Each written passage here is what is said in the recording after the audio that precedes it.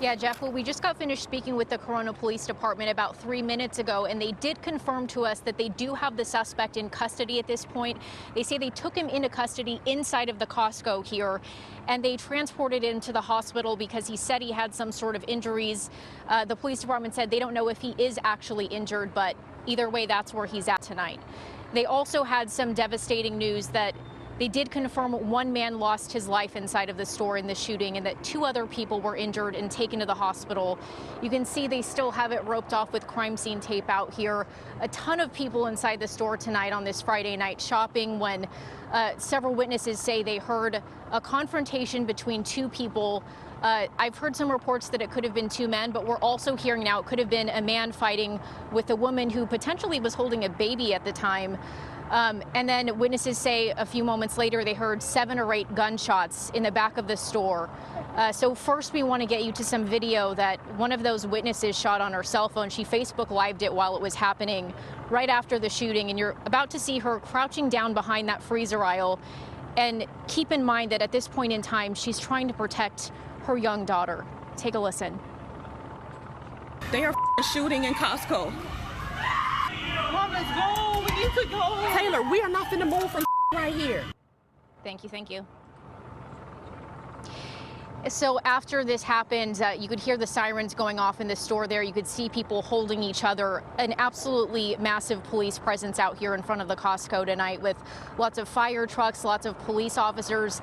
The building is completely surrounded. We're hearing that at least 5 ambulances were called to the scene out here, and we did catch at least one of those people in the ambulance going to the hospital. We're assuming that's one of the 2 victims that police are speaking about that went to the hospital tonight to be treated for injuries. We don't know how severe the injuries are, but we're assuming from witness accounts that those people might end up being okay.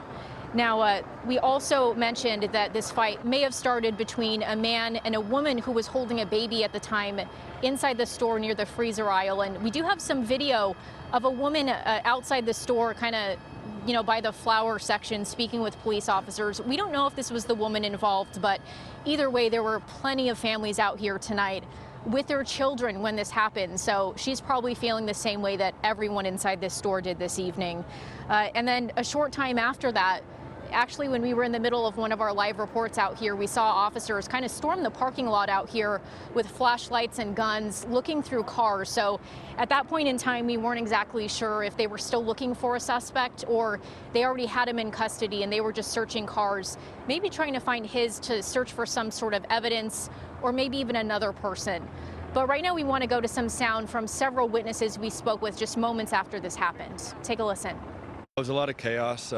We heard about 7 or 8 gunshots, and at first we didn't really know what was going on. We didn't know if they were gunshots or what they were, and then you kind of just see a stampede of people running to the front, and then you got the sense that there was a shooter in the building, make sure all the kids and everyone's safe, and you just kind of run as fast as you can to the front and don't look back. A young lady that was standing there when it happened said it was just a guy with a white guy with a mohawk, another guy, a lady, and a little kid. And apparently they were having words, and he just pulled his gun out and started shooting.